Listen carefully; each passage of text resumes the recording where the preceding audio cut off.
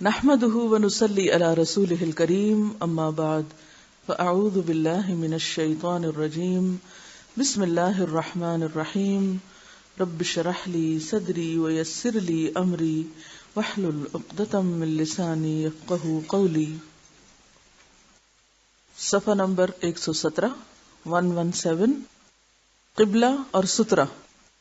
نماز پڑھتے وقت قبلے کی طرف رخ کرنا، خصوصاً فرض نماز میں، اس کی فرضیت کے درجے کو سامنے رکھتے ہوئے یہ بات ذہن میں رہے کہ یہ براہ راست اللہ تعالیٰ کا حکم ہے. قرآن پاک میں ارشاد باری تعالیٰ ہے وَحَيْثُ مَا كُنْتُمْ فَوَلُّوا وُجُوهَكُمْ شَطْرَهُ، کہ جہاں بھی تم ہو، جہاں بھی ہو، زمین پر ہو، آسمان پر ہو، سمندر میں ہو، کہیں پر بھی تم ہو، گھر کی چھت پر ہو یا بیسمنٹ میں ہو یا باغ میں ہو، جہاں بھی تم ہو تو کیا کرو؟ فَوَلُّوا وُجُوهَكُمْ شَطْرَهُ، اپنے چہروں کو اس کی سمت کر لو، اس کی جانب پھیر لو. حدیث میں بھی آتا ہے اذا قمت الى الصلاة فاسبغ الوضوء ثم استقبل القبلة فکبر. کیا معنی ہے اس کا؟ کہ جب تم نماز کے لیے کھڑے ہو تو اچھی طرح وضو کر لو، قبلے کی طرف رخ کر لو، پھر تکبیر کہو. حضرت ابن عمر سے روایت ہے کہ ایک مرتبہ لوگ مسجد قباء میں نماز صبح ادا کر رہے تھے کہ اچانک ایک آدمی نے آ کر کہا کہ نبی صلی اللہ علیہ وسلم پر رات کے وقت قرآن نازل ہوا ہے وقد امر ان یستقبل الکعبہ، کہ آپ کو حکم دیا گیا ہے قرآن پاک میں کہ آپ کعبہ کی طرف رخ کر لیں یا توجہ فرمائیں. اس وقت لوگ شام کی طرف منہ کر کے، یعنی بالکل اپوزٹ ڈائریکشن میں رخ کر کے نماز پڑھ رہے تھے اور وہ نماز ہی کی حالت میں کعبہ کی طرف گھوم گئے. قبلہ اور سترہ. قبلہ کا معنی تو سب جانتے ہیں، سترہ کا لفظی معنی ہوتا ہے پردہ یا اوٹ. مراد اس سے ہر وہ چیز جو نمازی بوقت نماز اپنے سامنے رکھ لے یا نصب کر لے. سترہ وہ چیز جو نمازی نماز پڑھتے وقت اپنے سامنے رکھ لے تاکہ لوگ اس کے آگے سے اگر گزریں تو اس کی نماز میں خلل نہ ہو. ابن خزامہ کی روایت میں آتا ہے لا تصلی الا الی سترہ، یعنی سترے کے بغیر نماز نہ پڑھو. یعنی اس کی تاکید کی گئی ہے کہ نمازی جب نماز شروع کرے تو وہ اپنے سامنے کچھ نہ کچھ رکھے تاکہ اس رکھنے سے ایک نفسیاتی اثر ہوگا، ایک احساس ہوگا خود اس کو بھی کہ اس وقت وہ ایک مخصوص فعل ادا کر رہا ہے اور دوسرے لوگوں کو بھی کہ وہ اس وقت اپنے رب سے ہم کلام ہے اور یہ ایک رکاوٹ ہے باقی دنیا اور اس کے بیچ میں. حدیث میں اس کا فائدہ یہ بھی بتایا گیا ہے، ابو داؤد کی روایت ہے کہ اللہ یقطع الشیطان علیہ صلاتہ، شیطان اس انسان کی نماز کاٹ نہ دے، یعنی شیطان اس کی نماز میں خلل انداز نہ ہو. تو اس سے یہ پتہ چلتا ہے کہ سترہ سامنے رکھنے سے انسان ایک طرح سے محفوظ ہوتا ہے، اپنی نماز کو پروٹیکٹ کر رہا ہوتا ہے، اپنے آپ کو بھی ایک طرح سے پروٹیکٹ کر رہا ہوتا ہے بیرونی خلل سے، اور اسی طرح شیطان کے وار سے بھی. کیونکہ انسان اگر ایک کھلے میدان میں ایسے ہی کھڑا ہو جاتا ہے اور اس کے سامنے کوئی ایسی رکاوٹ یا آڑ نہیں ہوتی تو ایک طرح سے ہر چیز اس کے سامنے کھلی ہوتی ہے اور ہر طرف اس کا دھیان جاتا ہے اور شیطان کو زیادہ موقع ملتا ہے انسان کو ڈسٹریکٹ کرنے کا. احکام قبلہ.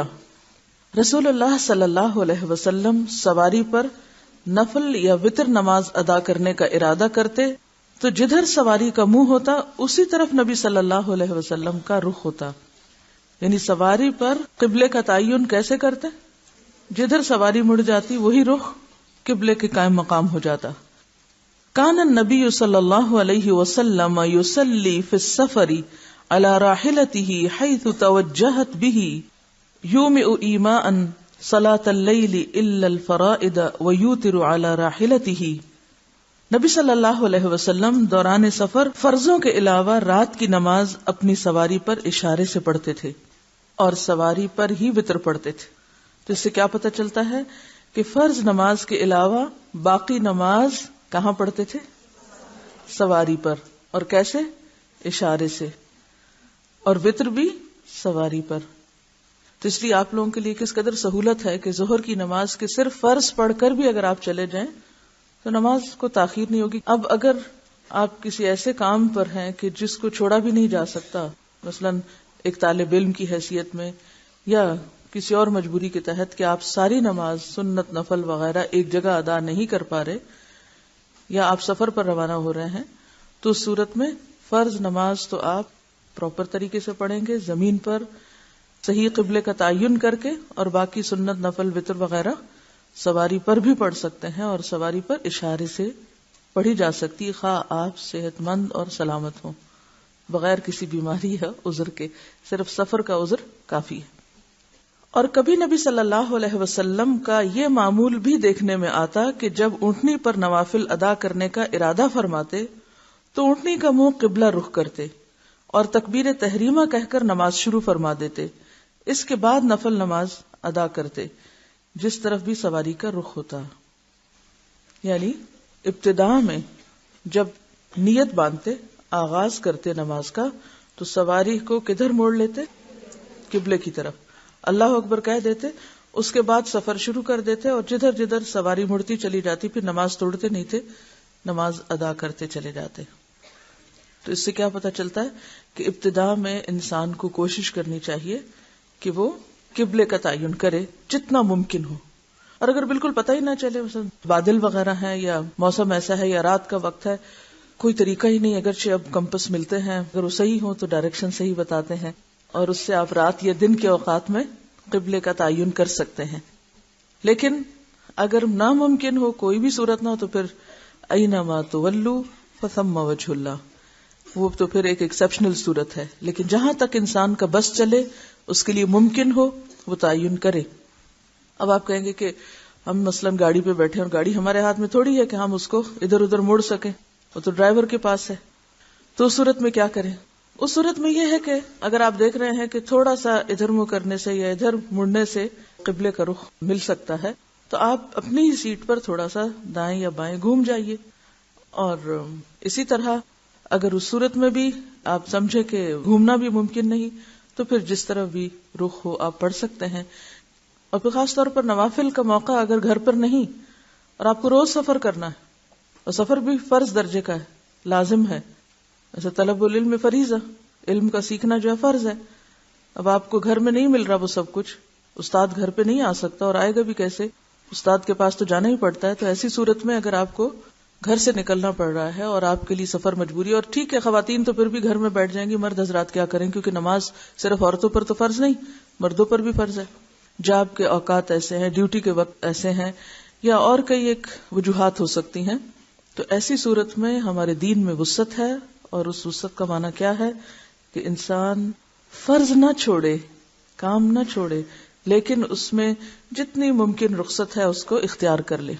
اور اس میں آپ دیکھیے کہ بہت سے لوگ سنت اور نفل کس لیے نہیں پڑھتے؟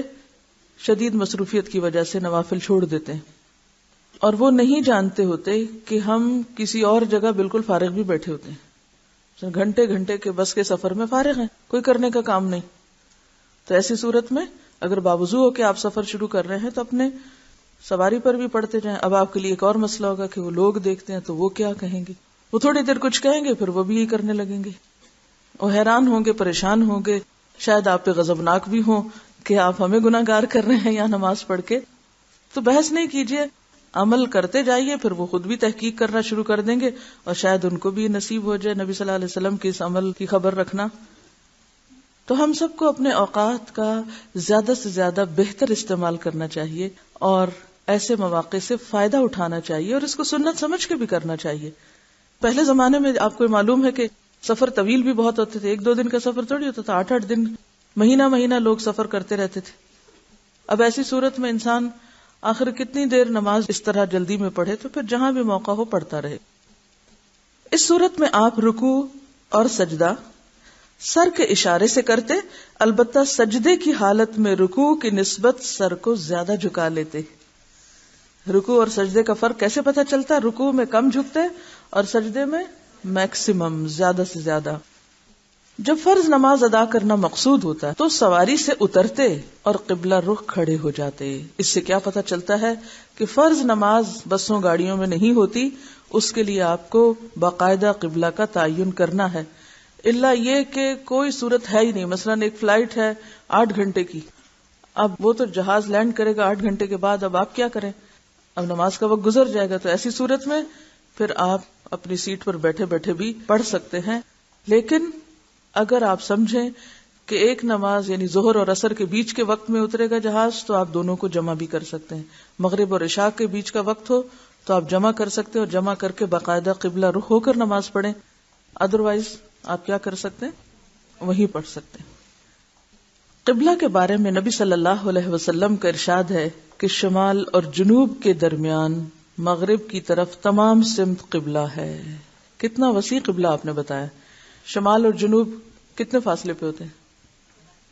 یعنی تھوڑا ادھر ہو گیا، ادھر ہو گیا، ادھر ہو گیا، ادھر ہو گیا، تو اس سے بہت فرق نہیں پڑتا. یعنی آپ پڑھ سکتے ہیں.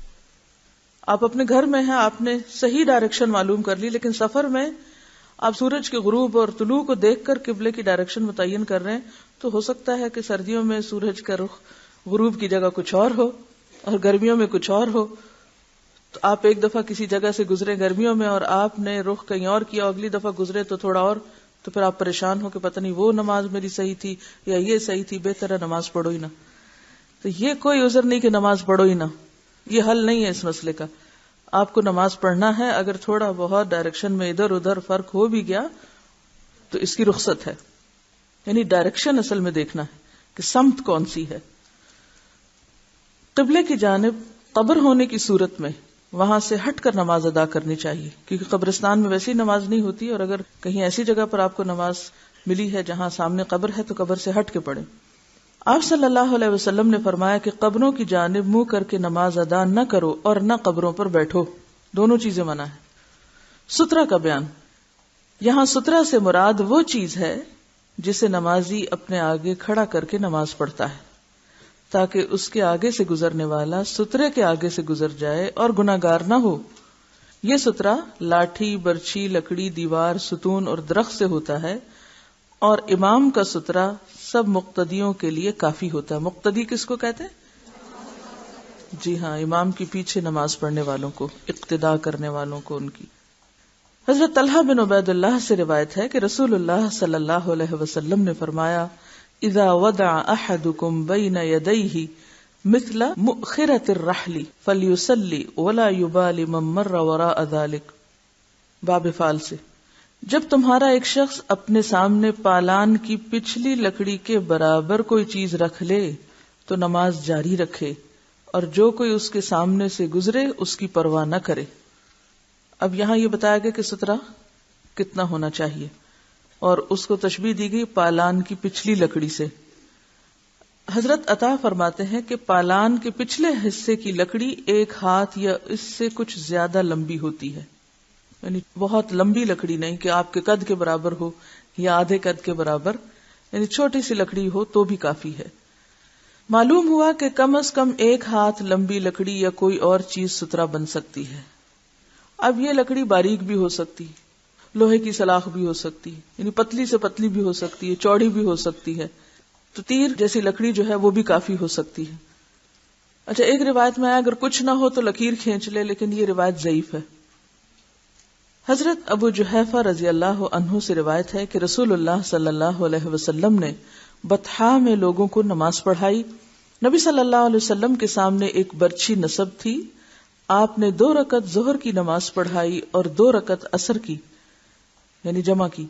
اس وقت برچھی کی دوسری طرف عورتیں اور گدھے چلے جا رہے تھے. یہ اب عورتوں اور گدھوں کو اکٹھا کیوں کر دیا گیا ہے؟ کیونکہ ایک دوسری روایت میں آتا ہے کہ مرد کے سامنے سے اگر عورت گزرے تو اس سے اس کی نماز میں خلل آتا ہے. تو اب یہ کہ اگر سترے کے پار سے کوئی گزر رہا ہو تو اس سے فرق نہیں پڑتا. نمازی کے آگے سے گزرنے کا گناہ. رسول اللہ صلی اللہ علیہ وسلم نے فرمایا اگر نمازی کے سامنے سے گزرنے والے کو گزرنے کی سزا معلوم ہو جائے تو اسے 1 قدم آگے بڑھنے کی بجائے 40 دن، ماہ یا سال تک وہیں کھڑے رہنا پسند ہو. یعنی لفظ 40 آتا ہے، یہ نہیں پتا کہ اس سے مراد مہینے ہیں یا سال ہے یا دن ہے. یعنی ایک شخص کو 40 دن، اب سب سے کم اس میں کیا ہے دن، اگر ہم منیمم بھی لگائیں یا اگر اس سے بھی کم ہم گھنٹے پہ آ جائیں مثلا یا منٹ پہ بھی آ جائیں تو ہمارے لیے تو 1 منٹ کھڑا ہونا بھی بہت بھاری ہے. تو فرمایا کہ اگر پتا چل جائے کہ نمازی کے آگے سے گزرنے کی سزا کتنی سخت ہے. تو انسان 40 یعنی دن یا مہینے یا سال یا گھنٹے کھڑا رہے، انتظار کرے جب تک کہ نمازی نماز ختم کر لے، لیکن آگے سے نہ گزرے. یعنی اتنی شدید ہے یہ چیز، کوئی معمولی بات نہیں ہے کہ انسان اسے نظر انداز کر دے اور اس کی حرمت کو پامال کر دے. اب اس سے آپ دیکھیے کہ ایک طرف ہمیں یوں لگے گا جیسے اوہ بڑی سختی ہے. نہیں، یہ سختی نہیں ہے. ذرا سوچئے کہ اللہ تعالی نماز پڑھنے والے کی نماز کی کس قدر قدردانی اور حفاظت فرما رہے ہیں. کتنی شان ہے اس کی جو اپنے رب سے ہم کلام ہوتا ہے، اپنے رب کے آگے جھکتا ہے، کہ اس کو ڈسٹرب کرنے والا اتنی سخت سزا کا مستحق ہے کہ کوئی اس کو ڈسٹرب نہ کرے. تو بعض اوقات ہم آگے سے گزر کے اور اس طرح تو ڈسٹرب نہیں کرتے، لیکن زور زور سے ٹیلی ویژن یا ریڈیو لگا کر یا پھر ہنسی مذاق اور باتیں اور شور شرابہ اور ہنگامہ اور چیخنا چلانا گھر میں کر کے دوسرے نمازی کی نماز کو ڈسٹرب کرتے ہیں. تو یہ چیز سخت ناپسندیدہ ہے. اور بعض لوگ تو محض ایک دوسرے کو یہ کہہ کے دیکھو نماز پڑھا، چپ کر جاؤ، چپ کرو نماز ہو رہی، نماز ہو رہی، چپ کرو نماز ہو رہی، یہی کہہ کے نماز ڈسٹرب کرتے رہتے ہیں دوسروں کی. ایسے تمام مواقع پر اپنی باڈی لینگویج استعمال کیجئے، اشاروں سے، ہاتھ روک کے، کسی بھی طرح. کبھی کسی کو خاموش کرانا ہو تو پہلے عمل سے نمونہ پیش کریں. کیسے؟ پہلے خود خاموش ہو. جو شخص خود خاموش نہیں رہنا جانتا اور محض دوسروں کو کہہ رہا ہے کہ تم خاموش ہو جاؤ، وہ خاموش کرانے کے لائق نہیں، اہل نہیں، قابل نہیں. تو جسے کسی کو خاموش کرانا ہے اسے خود سٹل ہو جانا چاہیے. دوسری بات یہ ہے کہ اگر علم کی کوئی مجلس ہو رہی ہو تو اس میں بھی اسی طرح خاموش رہنا ضروری، کیونکہ اس کا بھی احترام ہے. جس کی ایک مثال جمعے کا خطبہ ہے. جمعے کے خطبے کے دوران بولنا اور گفتگو کرنا اور اس میں خلل پیدا کرنا بھی سخت قابل مذمت ہے. حتیٰ کہ وہ شخص جو کسی کو کہے چپ ہو جاؤ تو وہ بھی لغو کا ارتکاب کرتا ہے. اس شخص کو بھی ناپسندیدہ قرار دیا گیا جو دوسروں کو چپ کرائے. یعنی کسی کو اتنی بھی بولنے کی اجازت نہیں کہ وہ دوسرے کو کہے تم چپ ہو جاؤ. ہاں، اشارے سے کام لے سکتا ہے، دوسرے کو ہلا سکتا ہے، توجہ دلا سکتا ہے، لیکن بول نہیں سکتا. کیوں؟ اس لیے کہ بولنے سے سننے میں خلل آتا ہے، اور اگر بات درست نہ سنی گئی، غلط سن لی گئی تو کیا ہوگا؟ عمل ہی غلط ہو جائے گا، تو محنت ہی دوسرے کی ضائع ہو جائے گی. تو اس چیز پر ہم سب کو بہت توجہ کرنی چاہیے. اور اسلام کی تعلیم کے ساتھ صحیح ادب آداب بھی معلوم ہونا اسی تعلیم کا ایک حصہ ہے، کیونکہ بے ادب بے نصیب. تو یہاں یہ نماز کا ادب ہے. سترہ کیا ہے؟ نماز کا ادب ہے. نمازی کی نماز میں خشوع کے لیے ایک مؤثر چیز ہے یا مددگار چیز ہے، کیونکہ نماز میں خشوع مطلوب ہے. نماز محض اٹھک بیٹھک کا نام نہیں. قد افلح المؤمنون الذین هم فی صلاتهم خاشعون. صرف نماز پڑھنا کافی نہیں، یقیناً فلاح پا گئے وہ مومن جو اپنی نمازوں میں خشوع اختیار کرتے ہیں. رسول اللہ صلی اللہ علیہ وسلم نے فرمایا، تم نماز ادا کرتے وقت آگے سترہ کھڑا کرو، اور اگر کوئی شخص سترے کے اندر یعنی نمازی اور سترے کے درمیان سے گزرنا چاہے تو اس کی مزاحمت کرو اور اس کو آگے سے نہ گزرنے دو. اگر وہ نہ مانے تو اس سے لڑائی کرو، بے شک وہ شیطان ہے. یعنی ہاتھ سے روکو اس کو. لڑائی کرنے سے مراد اسے بولنا نہیں شروع کر دینا، مراد اس سے یہ کہ پھر اس کو روکنا ہے. یعنی سترہ اور نمازی اگر اس کے اندر سے کوئی گزرنے لگے تو گزرنے نہ دو، ہاتھ سے روک لو اس کو، کیونکہ یہ شیطان گزر رہا ہے. یہ شیطان کا خلل تھا، یہ شیطان نے کسی کے دل میں ڈالا کہ چلو اس کے آگے سے گزر جاؤ. کیونکہ شیطان تو ہر تدبیر اور ہر ذریعہ اختیار کرتا ہے. کس کے لیے؟ انسان کی نماز کو بیکار کرنے کے لیے، کہ پڑھ کے بھی نہ پڑھی ہوئی ہو، پڑھنے کا بھی کوئی فائدہ نہ ہو. یعنی پڑھی بھی اس نے، لیکن پڑھی بھی ایسے جیسے گویا پڑھی ہی نہیں. اور جو بہت چھوٹے بچے ہیں، بہت ہی چھوٹے، جن کو ابھی شعور نہیں، ان کو بھی کوشش کرنی چاہیے کہ تھوڑا سا روکیں. لیکن جو بچے بڑے ہو جائیں ان کو تو بیٹھ کے اچھی طرح سمجھانا چاہیے. اور ان کو اگر آپ یہ بتا دیں نا، یہ حدیث سنا دیں، جس عمر کے بچے 4-5 سال کے بہت باتیں سمجھنے لگتے ہیں، تو اگر آپ یہ بات بتا دیں کہ کتنی سخت ممانعت ہے تو میرا نہیں خیال کہ وہ ناسمجھی کا ثبوت دیں. ایک روایت میں ہے 2 بار تو اس کو ہاتھ سے روکو، اگر نہ رکے تو اس سے ہاتھا پائی سے بھی گریز نہ کیا جائے. نہیں 2 لگانی پڑے تو بھی لگا دو، کیونکہ وہ شیطان ہے. نبی صلی اللہ علیہ وسلم سترہ اور اپنے درمیان میں سے کسی چیز کو گزرنے نہ دیتے تھے. ایک دفعہ آپ نماز ادا فرما رہے تھے کہ ایک بکری دوڑتی ہوئی آئی. وہ آپ کے آگے سے گزرنا چاہتی تھی. آپ نے اپنا بطن مبارک دیوار کے ساتھ لگا دیا تو بکری کو سترے کے پیچھے سے گزرنا پڑا. یعنی جو ہی دیکھا کہ بکری آ رہی تو آپ بالکل دیوار کے ساتھ لگ گئے، کیونکہ آپ کے سامنے سترا کیا تھا؟ دیوار. یعنی بکری کو گزرنے نہیں دیا. اس سے پتہ چلتا ہے کہ انسان تو درکنار، بکری کو بھی نہیں گزرنے دینا، کسی جانور کو بھی نہیں گزرنے دینا، لیکن بہت سے لوگ جانوروں سے بھی گئے گزرے ہوتے ہیں. رسول اللہ صلی اللہ علیہ وسلم کی جائے نماز اور دیوار کے درمیان ایک بکری کے گزرنے کا فاصلہ ہوتا تھا. یعنی بہت کم فاصلہ ہوتا تھا سترے کے اور آپ کے بیچ میں. یہ نہیں کہ آپ اپنی ٹیریٹری اتنی بڑھا لیں کہ سترا وہ کہیں جا رکھیں اور پھر لوگوں کی آمد و رفت پہ پابندی نہیں. کتنا؟ بس اتنے جس میں سجدہ ہو جائے.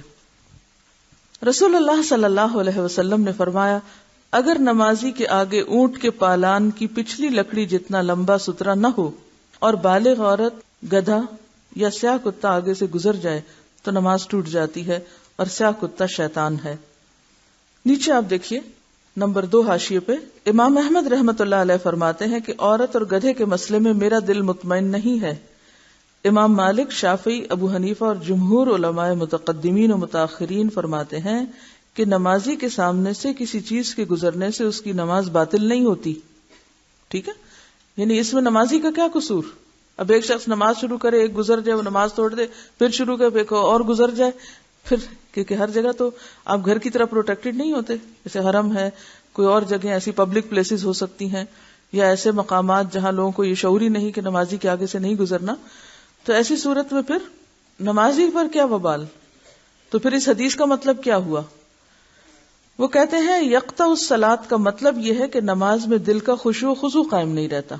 یعنی نماز میں ڈسٹریکشن کے معنی میں ہے یقطع. یہاں قطع ہونے کا مطلب کیا ہے؟ یعنی نمازی ڈسٹریکٹ ہو جاتا ہے، جس کی وجہ سے نماز میں نقص اور کمی پیدا ہو جاتی ہے. حضرت عائشہ رضی اللہ عنہا سے روایت ہے کہ میں رسول اللہ صلی اللہ علیہ وسلم کے آگے سو رہی ہوتی تھی، کیونکہ کمرہ بہت چھوٹا تھا. میرے پاؤں آپ کے سامنے ہوتے، جب آپ سجدہ کرتے تو میں اپنے پاؤں سمیٹ لیتی، اور جس وقت آپ کھڑے ہوتے تو پاؤں پھیلا دیتی. ان دنوں گھر میں چراغ نہیں ہوتے تھے. معلوم ہوا کہ گزرنا منع ہے. اگر آگے کوئی لیٹا ہوا ہے تو حرج نہیں، جیسے بچہ کوئی لیٹ جائے یا کمرہ ایک ہے. اور کیا آپ کو معلوم ہے کہ پاکستان کی ایک بڑی آبادی کے پاس یا تو گھر نہیں، یا ایک کمرے کا گھر ہے، یا وہ جھگی میں رہتے ہیں، اور پوری فیملی، بعض اوقات ماں باپ، بچے، اور بعض اوقات ان کے بھی آگے بچے، سب ایک چھت کے نیچے رہ رہے ہوتے ہیں، اور یہ ان کی مستقل زندگی ہے. یعنی ان کے سامنے کوئی ہوپ نہیں ہے کہ وہ اس مشکل یا تنگی سے نجات پا سکیں گے. تو ہمیشہ اگر ہم اپنے سے چھوٹے کو دیکھیں تو ہمارے دل میں شکر کے جذبات پیدا ہوتے ہیں، لیکن جب ہم اپنے سے بہتر کو دیکھتے ہیں تو ہمارے دل میں غصہ اور نفرت کے جذبات پیدا ہوتے ہیں، اور اس سے نقصان ہمیں خود ہوتا ہے، کسی کا کیا جاتا ہے. تو ایسی صورت میں دین کس کے لیے؟ سب کے لیے. اب اگر کوئی ایک کمرے کے گھر میں رہ رہا ہے اور بچے آگے سو رہے ہیں یا کوئی اور شخص سو رہا ہے، تو ایسی صورت میں آپ نماز تو پڑھ سکتے ہیں، لیکن اس میں کوئی چیز آگے رکھ لیں، یا اگر گھر کے اندر نوافل پڑھتے ہوئے اگر کوئی ایسی چیز بھی نہیں ہے تو سترا کے برابر جگہ جو ہے اس سے کسی اور کے گزرنے کا اگر خلل نہ ہو اور سترا نہ بھی ہو تو کوئی بات نہیں پھر. کیونکہ ایک اور حدیث میں آتا ہے، حضرت مطلب بن ابی وداع فرماتے ہیں کہ انہوں نے باب بنی سہم کے قریب نبی صلی اللہ علیہ وسلم کو نماز پڑھتے دیکھا، اور لوگ آپ کے آگے سے گزر رہے تھے اور آپ کے اور ان کے درمیان کوئی سترا نہ تھا. یعنی یہ ایک ایسی دلیل ہے کہ جس سے پتہ چلتا ہے کہ نماز میں سترا فائدہ مند تو ہے، رکھنا چاہیے، لیکن اگر کبھی کسی مجبوری سے کوئی چیز ہے ہی نہیں اور سترا نہیں رکھ سکے آپ، تو پھر اگر آپ کے سجدے کی جگہ سے کچھ دور سے کوئی گزر گیا ہے تو اس سے آپ کی نماز پہ خلل نہیں پڑے گا، جیسے کہ اس روایت میں آتا ہے. یہ احمد اور ابو داؤد کی روایت ہے. آگے گزرنے کی ممانعت صرف اس صورت میں ہے جبکہ اس نے آگے سترا رکھا ہوا ہو اور پھر کوئی سترے کے اندر سے گزرنا چاہے. اگر اس فاصلے سے باہر کوئی گزرنا چاہے یا دور، کیونکہ نمازی کو کیا حکم ہے کہ نگاہیں کہاں رکھے؟ نماز میں سجدے کی جگہ پر رکھے. تو اس کی سجدے کی جگہ سے پار اگر کوئی گزر بھی گیا دور سے تو حرج نہیں ہے. اب بعض جگہیں ایسی بھی ہوتی ہیں کہ جہاں سترے کھڑے نہیں کیے جا سکتے. مثلاً حرم، زیادہ تر آپ اپنا بیگ آگے رکھ لیں گے، ہو سکتا ہے کوئی آئے اور بیگ بھی آپ کا ساتھ ہی لے جائے. یا پھر یہ ہے کہ اس کثیر تعداد میں لوگ ہوتے ہیں کہ کوئی بھی چیز آپ رکھ سکتے نہیں، پاسبلٹی ہوتی ہی نہیں. تو ایسی صورت میں جہاں بالکل حالات اپنے ہاتھ سے باہر ہوں اور کوئی اور جگہ ہو ہی نہ گزرنے کی، تو ایسی ایکسیپشنل صورتوں میں رخصت موجود ہے، جیسے حرم. بعض لوگ تو حرم تک کی بھی اجازت نہیں دیتے، جیسے امام بخاری کا مذہب یہی ہے کہ وہ حرم میں بھی کہتے ہیں کہ نہیں، کوئی کسی کے آگے سے نہیں گزر سکتا. لیکن بعض دوسرے علماء یہ کہتے ہیں کہ ایسا کیا جا سکتا ہے، اور وہ اسی کو دلیل بناتے ہیں کہ آپ صلی اللہ علیہ وسلم نے ایک موقع پر ایسی جگہ نماز پڑھی کہ جہاں سترا نہیں تھا اور لوگ گزر رہے تھے. آگے سے مراد یہ نہیں کہ پاس سے گزر رہے تھے، یعنی سامنے سے گزر رہے تھے. ایک اور چیز جو یہاں بیان نہیں ہوئی جس کا معلوم ہونا آپ کے لیے ضروری ہے، وہ یہ کہ امام کے آگے جو سترا ہے تمام مقتدیوں کے لیے وہ کافی ہے. ٹھیک ہے، یعنی امام کے آگے اگر ایک سترا موجود ہے اور کوئی شخص صف کو کراس کرنا ہے تو امام کے آگے سے سترا کا ہونا سب کو کافی ہو جاتا ہے. تو ہمارے دین میں آسانی ہے، وسعت ہے. ایک ہے آئیڈیل سچویشن اور ایک ہے ایکسپشنل. اگر یہ دو چیزیں آپ کے ذہن میں ہو تو دین کے احکام سمجھنے میں آپ کو مشکل نہیں ہوگی. آئیڈیل سچویشن کیا ہے کہ آپ الگ ہو کے، خواتین گھر کے اندر کے کمرے میں نماز پڑھیں، مرد حضرات مسجد میں پورے اہتمام سے خشوع و خضوع کا اہتمام کر کے نماز پڑھیں. لیکن اب مشکل کیا ہے کہ ماں اگر بچوں کو چھوڑ کے کسی کمرے میں گھس جاتی ہے اور وہ رونا دھونا مچا دیتے ہیں، یا یہ ہے کہ جگہ ہی نہیں، دوسرا کمرہ ہی کوئی نہیں، تو ایسی صورت میں کیا، اب ایک ایکسیپشنل صورت ہے، آپ کو جہاں ہے وہیں نماز پڑھنی، تو احکام مختلف ہو جائیں گے. اسی طرح آپ گھر میں ہیں تو اور بات ہے، اگر آپ کسی میدان جنگل میں اور آپ کے پاس سترا رکھنے کی چیز ہی کوئی نہیں ہے تو آپ کی مجبوری ہے. تو آئیڈیل سچویشن، ایک معیاری یا مثالی صورت جو ہے وہ تو یہی ہے کہ انسان نماز پڑھتے وقت اپنے آگے سترا رکھے، قبلے کا صحیح تعین کرے اور اپنے دماغ سے خیالات نکال کر خشوع و خضوع کے ساتھ نماز ادا کرے. یہ نماز انسان کو سکون بھی دیتی ہے اور آخرت میں درجات کی بلندی کا ذریعہ بھی. اور ایک ہے ایکسیپشنل صورت کہ آپ سفر میں ہیں، آپ کے پاس گھر ایک ہی کمرے کا ہے، آپ اور ایسی کئی مشکلات کا شکار ہیں. ایسی صورت میں پھر جہاں بھی موقع ہو اور جتنی بھی کوشش آپ کر سکیں، آپ اپنے آپ کو کنسنٹریٹ کر کے کام کرتے رہیں. اب سوال یہ پیدا ہوتا ہے کہ اگر قبلے کا رخ معلوم نہ ہو سکے تو پھر انسان کیا کرے؟ اگر کسی ایسی جگہ پر ہے جہاں مشکل ہو گیا ہے، مثلا رات کا وقت ہے یا دن میں بھی سورج نہیں ہے، بادل وغیرہ ہیں، تو ایسی صورت میں پھر کیا کرے؟ تو اس بارے میں پہلی بات آپ کے ذہن میں یہ رہے کہ لا یکلف اللہ نفسا الا وسعها.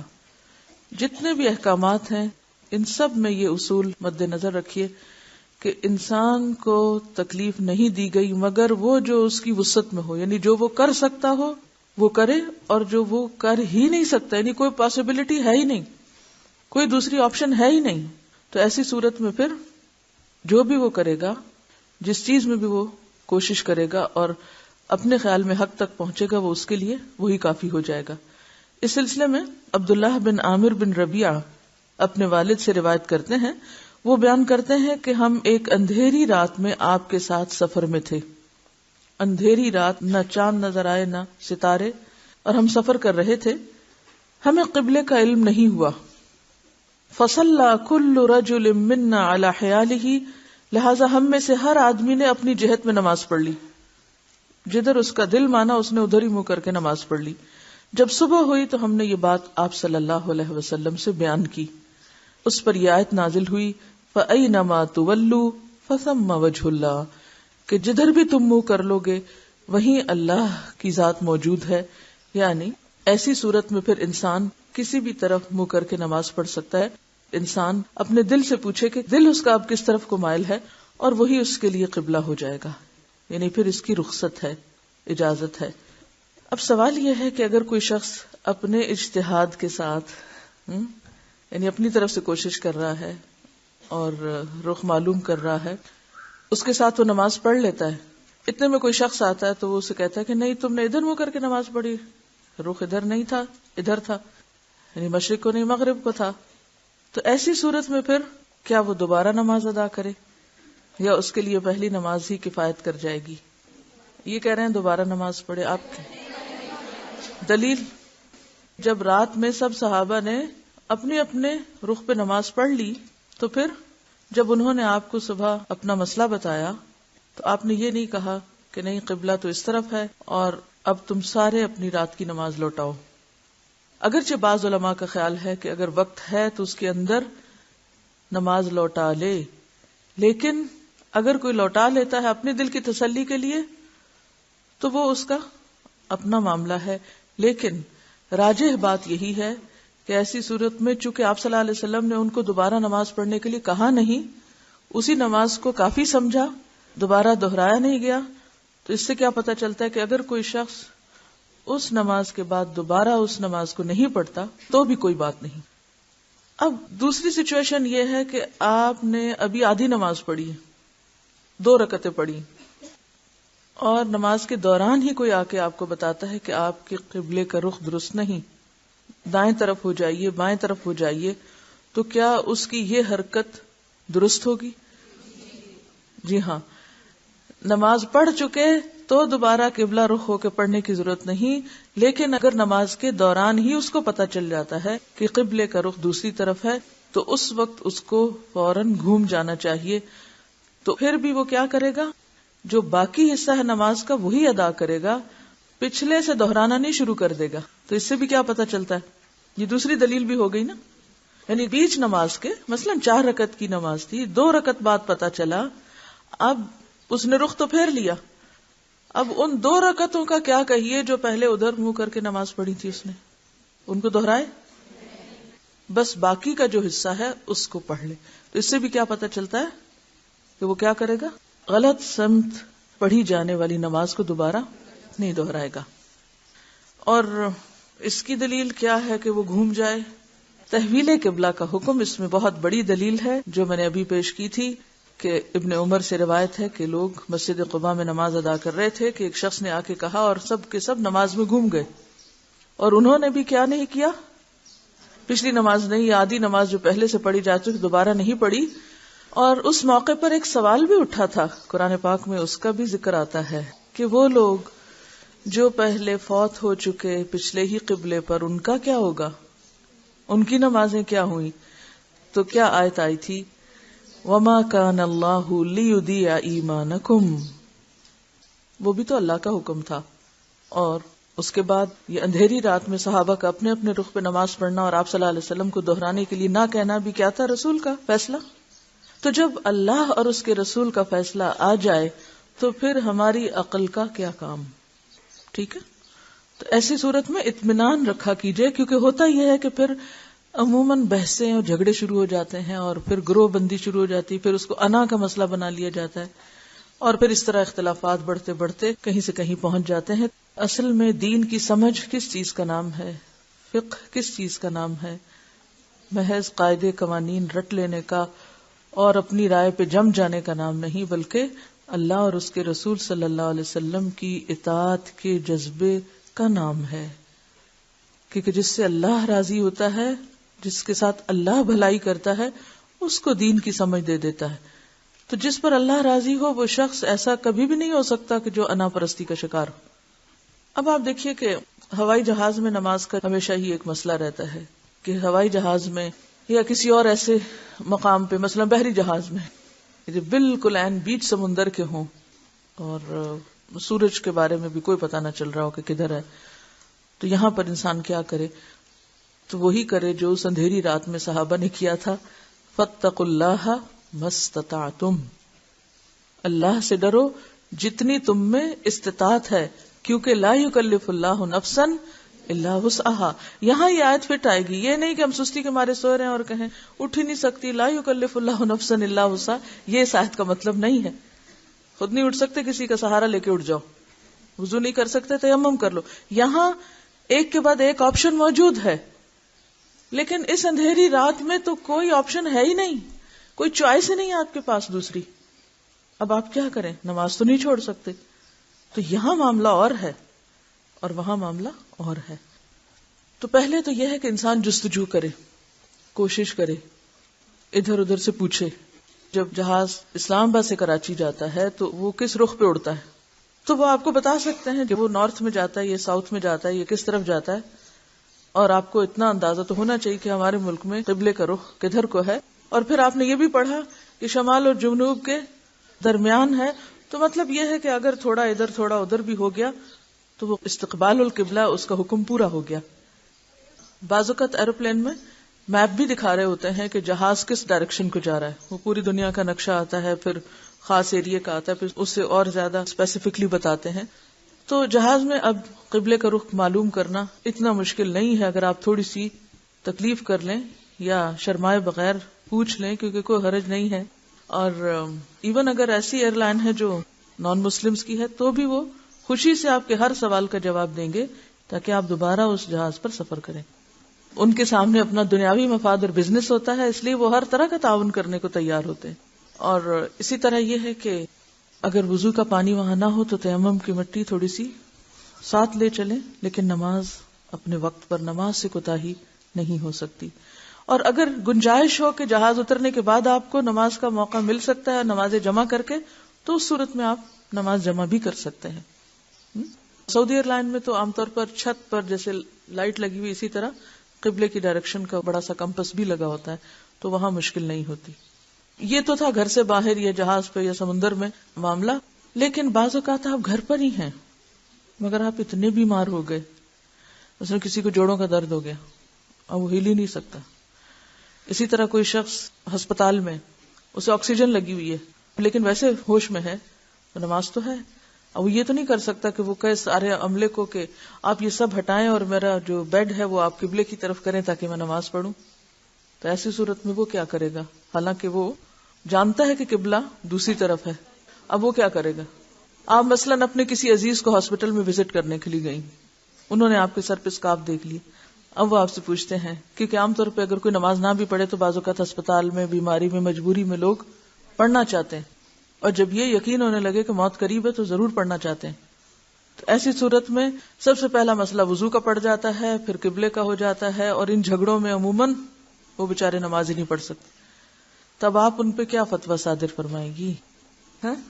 یہ نہیں کہ ڈاکٹر کو بلائیں گی اور کہیں گی ذرا یہ پلیز ہٹائیے ان کا یہ سب کچھ، کیونکہ نماز اہم ہے اور قبلے کی طرف رخ کرنا فرض ہے، کیونکہ قرآن میں آیا ہے حیث ما کنتم.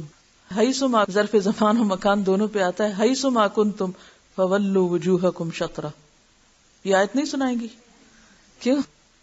فاتقوا اللہ ما استطعتم.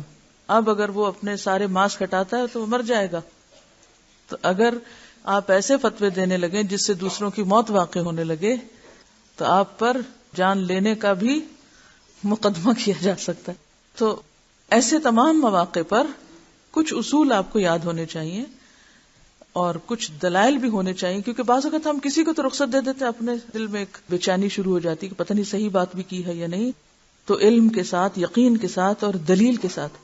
دیکھیے اگر آپ زندگی میں ایک اصول بنا لیں گے نا کہ جو کام کرنا دلیل کے ساتھ کرنا ہے، لِيَحْيَا مَنْ حَيَّ عَنْ بَيِّنَةٍ، تو انشاءاللہ تعالی دل کے اندر ایک خاص قسم کا اطمینان اور سکون اور سرور ہوگا کہ جو کر رہے ہیں وہ درست کر رہے ہیں، چاہے وہ عمل چھوٹا سا بھی کیوں نہ ہو، اس کی کوالٹی بہت بڑھ جائے گی، بہت بہتر ہو جائے گی. تو ہمیشہ چیزوں کی کوالٹی کے پیچھے جایا کریں. ٹھیک ہے؟ تو بات یہ ہے کہ اگر کوئی شخص بیمار ہے یا معذور ہے یا مجبور ہے، بیڈ ریڈن ہے، کوئی ایسا انتظام نہیں، مثلا ویل چیئر کا، بیڈ کے ساتھ ویلز نہیں لگے ہوئے کہ وہ ادھر گھمائے یا ادھر گھمائے قبلے کی طرف، اور گھر اس رخ پہ بنا ہوا ہے یا ایسا چھوٹا کمرہ ہے یا ایسی جگہ ہے کہ وہ گھما سکتا ہی نہیں، تو وہ جتنا خود مڑ سکے، جتنا ہل جل سکے، اپنی حیثیت یا ہمت کے مطابق کوشش کر لے اور اس طرف منہ کر کے نماز پڑھ لے، اور باقی معاملہ اللہ پہ چھوڑ دے. کیونکہ اس موقع پر کیا آیت ذہن میں ہوگی؟ اینما کنتم فثم وجہ اللہ. ٹھیک ہے؟ وآخر دعوانا ان الحمد للہ رب العالمین. سبحانک اللہم وبحمدک، نشہد ان لا الہ الا انت، نستغفرک ونتوب الیک.